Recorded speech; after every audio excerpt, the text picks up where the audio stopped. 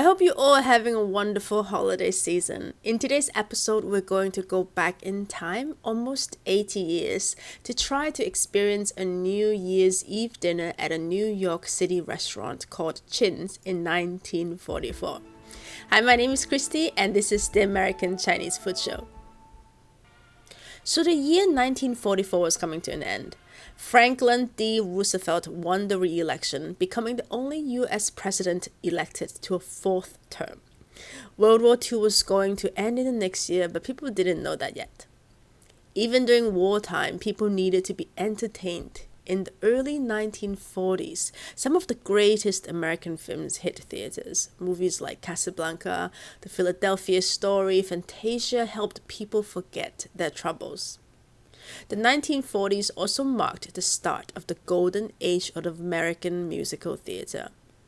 After the Great Depression, the show Oklahoma in 1943 became a hit with over 2,000 performances. Now, imagine you were one of the many patrons at Chin's.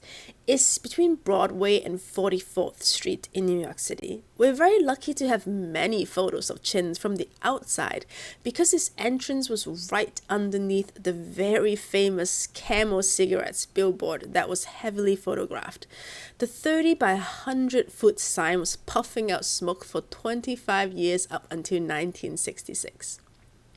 Chin's was right in the middle of Times Square. The hub of the Broadway theater district was lined with restaurants, many of them with dances and shows. Chin's was the biggest Chinese restaurant there. The interior was lavishly decorated with a Chinese motif. Lanterns hanging from the blue ceiling, pillars and walls painted with flowers and cranes, a big dance floor in the middle, and a stage with a bamboo pagoda. We know quite a lot about Chin Lee, the owner of Chin's, because his daughter is the famous activist Grace Lee Boggs, and her biography talked about his father. Chin Lee opened his restaurant first in 1913 in Massachusetts. A serial entrepreneur, he eventually opened up Chin Lee's on Broadway in New York City in 1924, where patrons could dance to a live band and watch a floor show. Grace said it was the roaring 20s when thinking big was the rule rather than the exception. Chin Lee's could seat over 800 people. Grace said Chin Lee's restaurant represented a kind of Chinese culture to many New Yorkers. Most ordinary Americans had little idea about the world. Few had traveled to Europe, let alone to China. People would often address their inquiries about Chinese culture to Chin Lee's.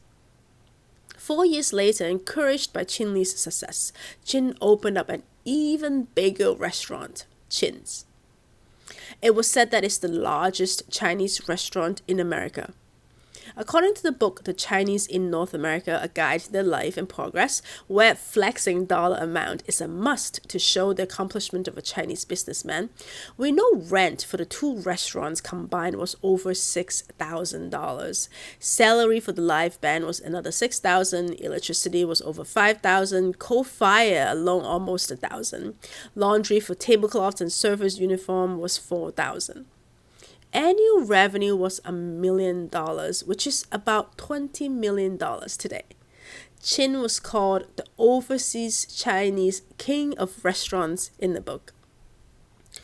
Chin's restaurant drew a lot of theater crowd, just like his advertisement said, up and down Broadway before or after theater. So what was a night like at his restaurants? The Roxy Theatre program in 1929 wrote, Chin Lee's famous place, only a block below the Roxy, draws everyone who really wants to see metropolitan life. Chin Lee's is a Broadway institution, and not to know the delights of its palpitating dance music is to leave the city without having tasted all the pleasures of the metropolis. Wow. We also have some postcards with testimony. We ate in this restaurant before we went to see Showboat Saturday. Do you like Chinese food or haven't you been tested yet? Ate here last night and danced. Swell joint. It was a typical night out for people who lived in or close to New York City. Here we have a description of a theater party of the members of a couples club.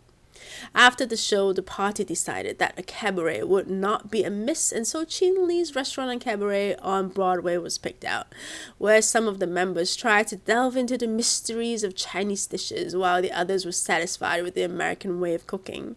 A couple of more hours were left behind in appeasing the appetite and dancing, then people went home. A pleasant evening well spent and enjoyed. Now we get a sense of what nightlife was like. Let's go back to our New Year's Eve dinner. Here is the menu. The front says Happy New Year 1944 with the year in front of a clock. There are a few lines of Chinese written in calligraphy. It says Happy New Year, promote world peace, freedom, equality, and well-being. Most of the patrons were Caucasian who couldn't read Chinese, so these lines were likely printed on the menu as more like a silent wish. Dinner was served from 10:30 p.m. Appetizers and soup were all American, but you get the choice of one American or Chinese entree for those who are adventurous enough to try Chinese. For American, you have roast turkey with cranberry sauce. I've had so many this holiday season, my stomach hurts just thinking about it. Roast capon, roast Long Island goose, and broiled half squab chicken.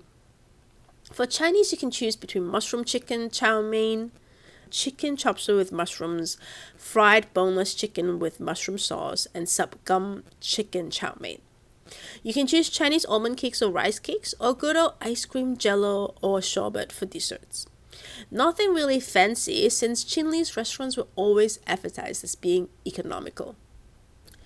The wine and liquor list is a lot longer. 18 cocktails, fizzes, flips, cordial, wine, champagnes, beer. The most expensive is a bottle of Paul Garrett for $7, about $150 today. As you flip to the back, you see the program for the night. Chin's presents Buddy Clayton, versatile singer featuring Adele Barthol, charming nightclub star with a gala Broadway floor show, and the Chin's orchestra. We don't know anything about Adele, but Buddy was a quasi-celebrity, at least according to his obituary. Buddy was a guest on a variety show Beyond Vaudeville in the 80s for a few times, so we have some clips of him singing to help us imagine being in a floor show with him at the Chin's restaurant as everyone there welcomed the year 1945. Until then, you are never gonna know, baby. You'll never know. Baby, you know I love you. Tell me you love me too. Oh, yeah. That's it for today's episode. I hope we all find world peace, freedom, equality, and well-being in the new year. If you like our content, subscribe to the channel. See you soon.